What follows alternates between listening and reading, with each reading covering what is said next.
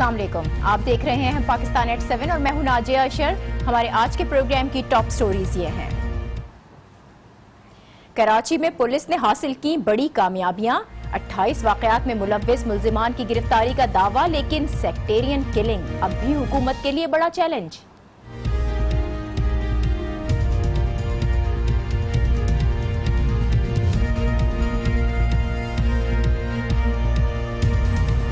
Panama case میں وزیر اعظم کے بعد بچوں کے جواب بھی آ گئے، متعلقہ دستاویزات جمع کرانے کے لیے 15 نومبر کی ڈیڈ لائن، عدالت کمیشن بھی بنا سکتی ہے، خود فیصلہ بھی سنا سکتی ہے۔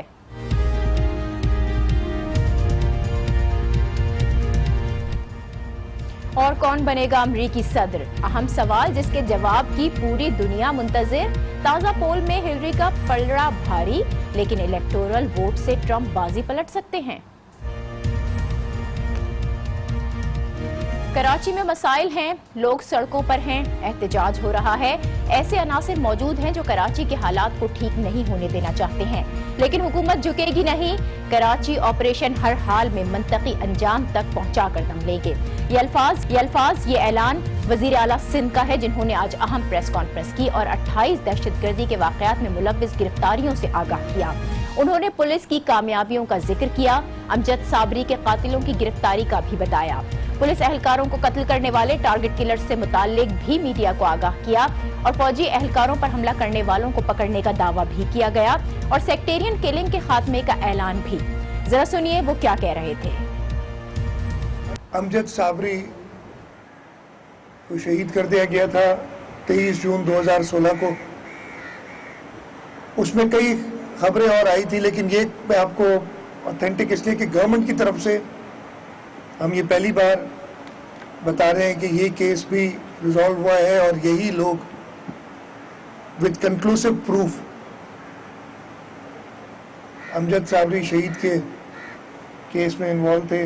آپریشن جو چل رہا ہے کراچی میں یا پورے ملک میں ضرب عزم چل رہا ہے، ہم انشاءاللہ تعالی ہر ٹیررسٹ کو ختم کر کے ہی دم لیں گے۔ وزیر اعلیٰ سندھ کی پریس کانفرنس انتہائی اہم ہے اور ایسے وقت میں کی گئی ہے کہ جب سیکٹیرین کلنگز حکومت کے لیے چیلنج بنتی دکھائی دے رہی ہیں۔ پچھلے 3 دن میں جو کچھ ہوا وہ اس کی واضح مثال ہے۔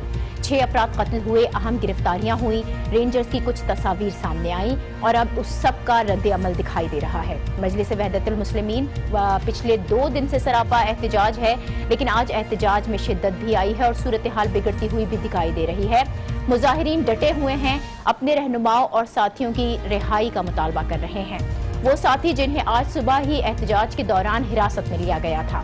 اس کے علاوہ شیعہ ایکشن کمیٹی کے سربراہ علامہ مرزا یوسف حسین اور فیصل رضا عابدی کی رہائی بھی مظاہرین کا مطالبہ ہے۔ مظاہرین نے پہلے ملیر میں دھرنا دے کر نیشنل ہائی وے اور ریلوے ٹریک بند کیا، اور اب گلیوں میں پولیس سے نبرد آزما ہے۔ پولیس صبح سے ہی مظاہرین کو منتشر کرنے کے لیے مختلف طریقے اپنا چکی ہے۔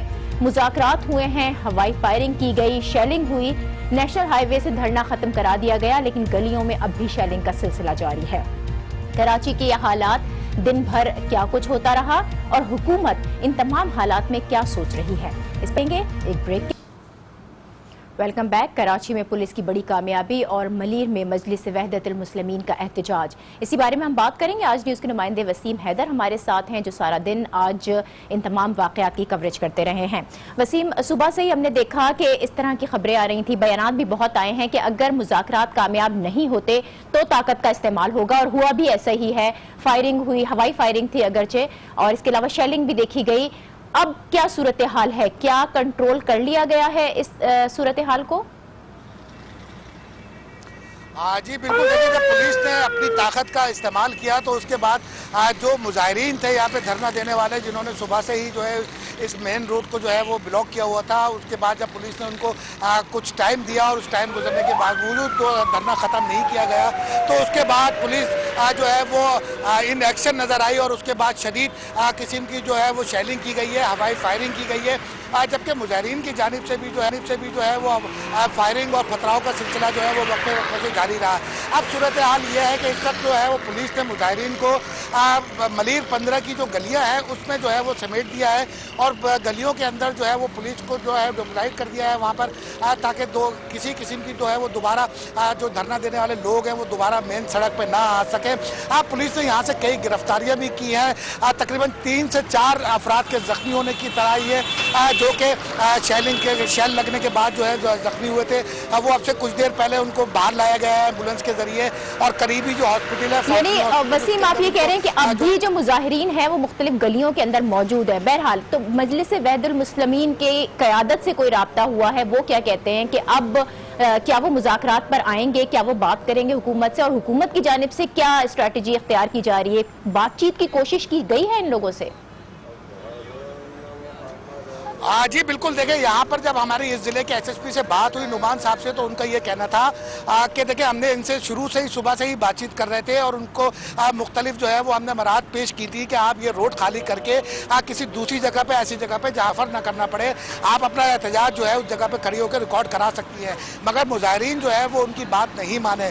तो एसएसपी का ये कहना था कि हमने मुसलसल अपनी तरफ से कोशिश की, मुज़ाकरात किए, उनसे बातचीत करने की कोशिश की कि किसी तरह ये सिलसिला जो है वो बातचीत से हल हो जाए, मगर मुजाहिरीन के 80% अफराद जो है वो उनकी बातचीत को मानने को तैयार थे। मगर एसएसपी का कहना है कि 20% कुछ ऐसे लोग थे जिन्होंने जो है वो पुलिस की बात को नहीं माना है और उन्होंने जो है वो हंगामा आराई शुरू कर दी है, जिसके बाद पुलिस को मजबूरन जो है वो एक्शन लेना पड़ा है। लेकिन अभी जो मैं आपको अंदर की सूरत हाल बताऊं, जो हमें जराए ने बताया है, वो उनका ये कहना है कि देखिए पुलिस अभी जो है वो मेन रोड के पे मौजूद है और जबकि मुजाहिरीन जो है वो अंदर गलियों में मौजूद है। मुजाहिरीन की जानिब से किसी भी वक्त जो है वो मेन रोड पर जो है वो दोबारा आ सकते हैं और जो है दोबारा जो है वो हंगामा आराई की सूरत हाल पैदा हो सकती है, यानी सूरत हाल खराब हो सकती है अगर किसी भी तरफ से किसी किस्म की कोई कार्रवाई की गई। ये भी बताइएगा वसीम के इस दौरान जब मलीर में ये सूरत हाल थी, कराची के जो दीगर इलाके थे वहां पर क्या हो रहा था और पुलिस ने क्या दीगर इलाकों में भी कार्रवाई की है?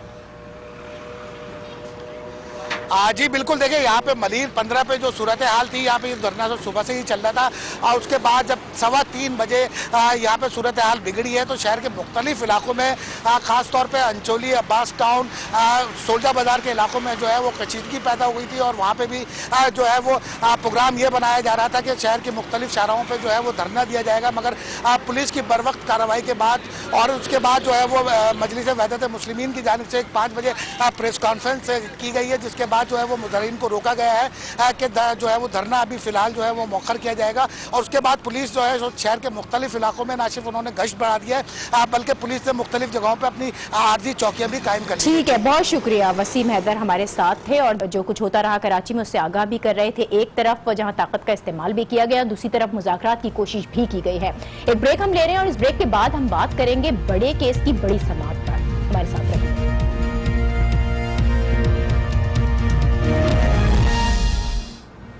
Welcome back. पाकिस्तान की सबसे बड़ी अदालत में सबसे बड़ा मुकदमा चल रहा है।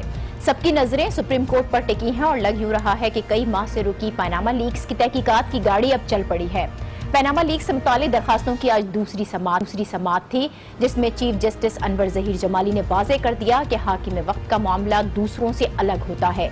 पिक एंड चूज नहीं करेंगे, बादशाह बनकर नहीं बैठे, वही करेंगे जिसकी इजाजत कानून देता है। अदालत कम से कम वक्त में मामला निपटाना चाहती है।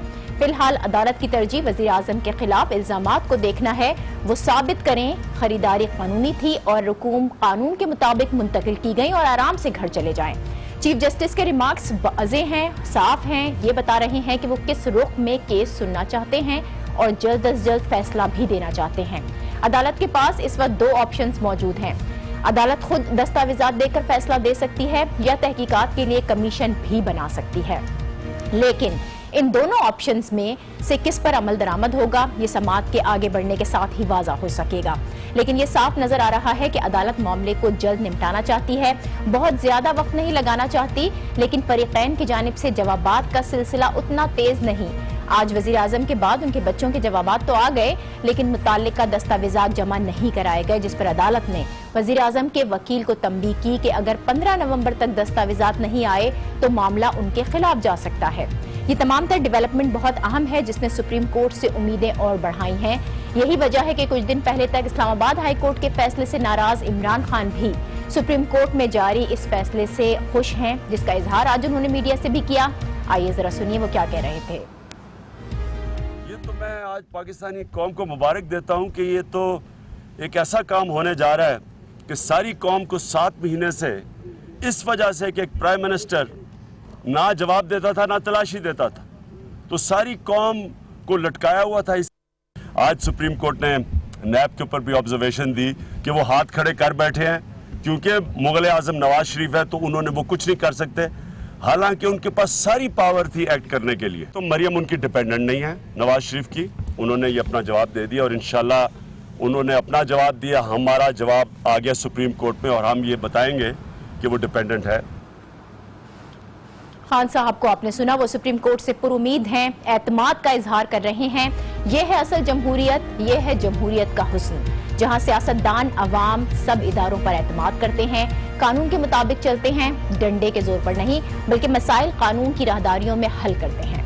इसी पर अब हम बात करेंगे। हमें ज्वाइन कर रहे हैं माहिर कानून जस्टिस रिटायर्ड वजूद। बहुत शुक्रिया वजूद्दीन साहब आपका। सुप्रीम कोर्ट ने वाजे किया है कि वो मामले को जल्द निपटाना चाहती है, लेकिन क्या आप ये समझते हैं कि पैनामा लीक्स जैसा अहम केस, इसका फैसला करना जल्द मुमकिन है? जी बिल्कुल मुमकिन है, और न सिर्फ ये मुमकिन है बल्कि ये नॉर्मल कोर्स में हो सकता है। उसकी वजह ये है कि जो भी लोग हुकूमत में होते हैं या जो भी लोग पार्लियामान के मेंबर होते हैं या प्रोविंशियल असेंबलीज के मेंबर होते हैं, उनको हर साल अपनी रिटर्न या गोशवारे इलेक्शन कमीशन के पास सबमिट कराने होते हैं। ये बड़ी अनफॉर्चुनेट बात है कि इलेक्शन कमीशन उनके ऊपर बिल्कुल कोई तवज्जो ही नहीं करती और उनको ट्रैश में दाखिल करके एक दफा कर देती है जी। अब जो सिविल सर्वेंट्स के बारे में जो प्रिंसिपल्स हैं ये फैसला करने के या ये जज करने के कि सिविल सर्वेंट करप्ट है या नहीं है, तो आपको पता है कि वाइट कॉलर क्राइम तो एक इस तरह की चीज है कि उसमें मुल्जिम कोई ट्रेल नहीं छोड़ता है। तो इस तरह के मामलात में जो तरीक़ाकार अदालतें अडॉप्ट करती हैं वो ये कहती हैं कि अच्छा भाई, आप ये बताइए कि आपकी इनकम कितनी है और आप ये बताइए कि आपके एसेट्स क्या क्या हैं। और अगर इनकम और एसेट्स डिस्प्रोपोर्शनेट होते हैं, यानी इनकम बहुत कम होती है, कलील होती है, और जो आपके एसेट्स हैं, आपकी मिल्कियतें हैं, वो बहुत ज़्यादा होती हैं, तो इस बात का वो सबूत समझा जाता है कि ऑफिसर करप्ट है और उसको फारिग कर दिया जाता है। तो सुप्रीम कोर्ट को मेरी निगाह के अंदर कोई भी कमीशन बनाने की जरूरत नहीं है, उनको सिंपल प्राइम मिनिस्टर आप ये कह रहे हैं जस्टिस साहब की कोई कमीशन बनाने की जरूरत नहीं है, लेकिन मसला यहाँ पर यह है कि अगर सुप्रीम कोर्ट कमीशन नहीं बनाती, खुद फैसला सुना देती है, तो क्या ऑपोजिशन के लिए ये काबिल कबूल होगा? देखें, मैं आपसे अर्ज करूं कि इस बात को वकला साहिबान और ख़ास तौर के ऊपर हामिद खान साहब की मैं बहुत इज्जत करता हूँ, उन्होंने गालिबन मेरे जो मीडिया के अंदर स्टेटमेंट्स आए हैं, इलेक्ट्रॉनिक मीडिया में भी आए हैं और प्रिंट मीडिया में भी आए हैं, वो गौर से नहीं पढ़े। मैंने जो अर्ज किया है वो ये किया है कि ये मामला आर्टिकल 62 और 63 के हैं और इसमें किसी लंबी चौड़ी इंक्वायरी की ज़रूरत नहीं है, इसमें किसी कमीशन बनाने की ज़रूरत नहीं है, और ये सारे के सारे जितने भी लोग हैं जो बड़ी बड़ी मछलियां हैं उनको बआसानी उनकी अकाउंटेबिलिटी हो सकती है। और सुप्रीम कोर्ट की पावर्स आर्टिकल 184(3) में लामहदूद पावर्स हैं। आर्टिकल 184(3) सुप्रीम कोर्ट को सिर्फ अपनी पावर्स सोमोटो की देती है, बल्कि वो ये कहती है कि without prejudice to what is contained in article 199, जिसकी इम्प्लीकेशन ये है कि सुप्रीम कोर्ट आर्टिकल 199 की पावर्स भी एक्सरसाइज कर सकती है। और ये जो पावर्स कॉन्स्टिट्यूशनल पावर्स हैं, ये सेल्फ एग्जीक्यूटरी पावर्स हैं, इसमें न किसी मजीद कानून की ज़रूरत है اور نہ کسی کمیشن آف انکوائری ایکٹ کی ضرورت ہے اور جی۔ نہ کسی سول پروسیجر کوڈ کی ضرورت ہے. یہ سپریم کورٹ کا استحقاق ہے, وہ الٹیمیٹ کورٹ ہے. آپ کو یاد ہوگا کہ چند سال پہلے وہاں پر روم میں ایک میجسٹریٹ تھا اٹلی کا, اس نے یہ بڑے بڑے افسران کو اور بڑے بڑے سیاستدان کو ناک چنے چبا دیے تھے اور بہت سارے لوگوں کو فارغ کر دیا تھا. جی۔ ایک معمولی میجسٹریٹ. اور یہ تو آپ کی ایپیکس کورٹ ہے, یہ تو آپ کی سپریم کورٹ ہے, کورٹ آف الٹیمیٹ جورسڈکشن ہے. اور اس کے بالکل بالکل, متعلق بہت شکریہ constitution یہ جسٹس کہتا ہے. ریٹائرڈ وجی الدین صاحب. پیناما لیکس کے جو قانونی پہلو ہیں ان کو واضح کر رہے تھے. اب ایک طرف جہاں پیناما لیکس کا فیصلہ جس کا انتظار کیا جا رہا ہے, وہیں ایک اور اہم انتظار بھی ہے, اور وہ یہ ہے کہ اگلا امریکی صدر کون ہوگا.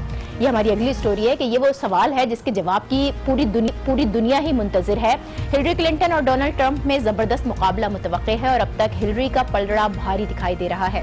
تازہ پول میں 46% امریکی عوام ہلری اور 44% ٹرمپ کے حق میں ہیں, یعنی صرف 2% کا مارجن ہے, اور یہ مارجن الیکشن میں الٹا بھی پڑ سکتا ہے کیونکہ الیکٹورل ووٹ نتائج پر اثر انداز ہو سکتے ہیں. اور یہ بات کسی سے ڈھکی چھپی نہیں ہے کہ کانگریس میں ریپبلکنز کی اکثریت ہے تو الیکٹورل ووٹ کا حصول ہلری کے لیے مسئلہ بن سکتا ہے. اور اگر ہم پاکستان کی بات کریں تو ٹرمپ کے اسلام مخالف بیانات نے نیچرلی پاکستانی عوام کی حمایت ہلری کی جانب کی ہے. حالانکہ اس الیکشن میں ہماری رائے سے کوئی فرق نہیں پڑتا, لیکن پھر بھی ہر محفل ہر چوک پر ہلری کی حمایت بآسانی دیکھی جا سکتی ہے. لوگ امریکی الیکشنز کو مانیٹر بھی کر رہے ہیں اور اس حوالے سے جاننا بھی بہت چاہتے ہیں, اور میڈیا پر بھی اسپیشل ٹرانسمیشنز کا آغاز ہو چکا ہے. بہت جلد ہم بھی اس ٹرانسمیشنز کے ساتھ حاضر ہوں گے, اور مختصراً یہ کہ یہاں کا ہی یہ مستقبل ہے جس کا فیصلہ ہونے جا رہا ہے. اسی کے ساتھ آج کا یہ پروگرام, مجھے دیجیے اجازت, کل آپ سے ملاقات ہوگی. اللہ حافظ.